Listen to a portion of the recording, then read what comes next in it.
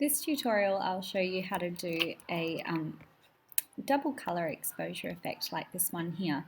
Now this one will work if you have your model and she's against either a black or a white background and there's two separate poses, so it looks like there's two people coming out of each other.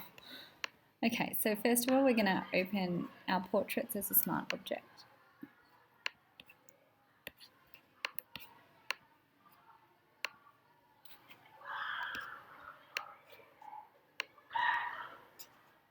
And I'm going to send this portrait here to the other portrait.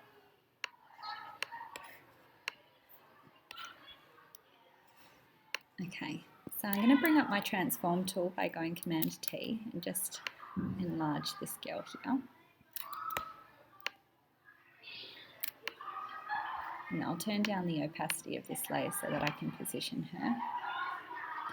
And hit enter to apply the transformation and then go edit, transform, and I'm going to flip this one horizontally.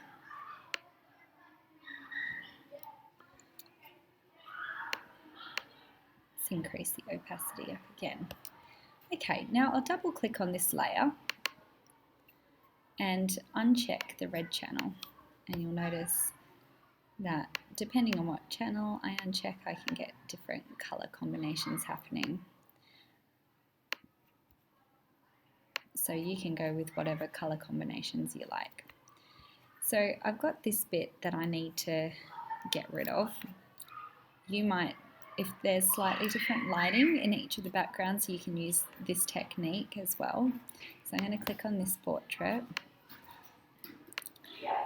and just create a marquee around here. So I've selected that little bit of the background. Now I'm going to put that selection onto a new layer by going Command J. And then with my move tool, I'm going to just rotate that shape 90 degrees clockwise and position it here.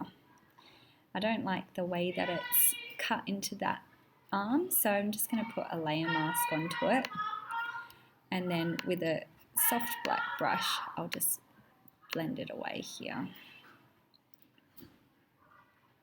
because it's just that little word that I want to get rid of. Okay, so now we can go back to that top portrait layer and add a selective color adjustment layer. And here you can play around with the red channel. So I might try and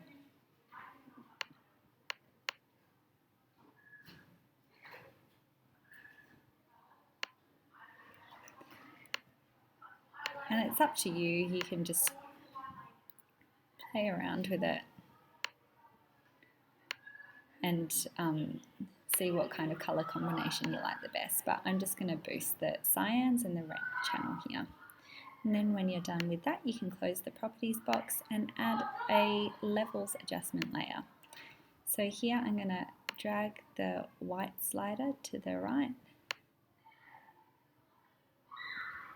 and drag the black slider to the left, just to increase the variation between light and dark. And then I'm going to add, last of all, a colour balance. And again, just play around with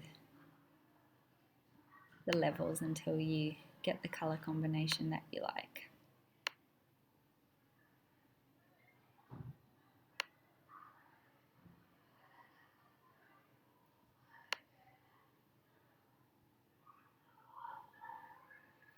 Okay, when you're happy with that, you're done. So you can just go File, Save As, and save it as a JPEG.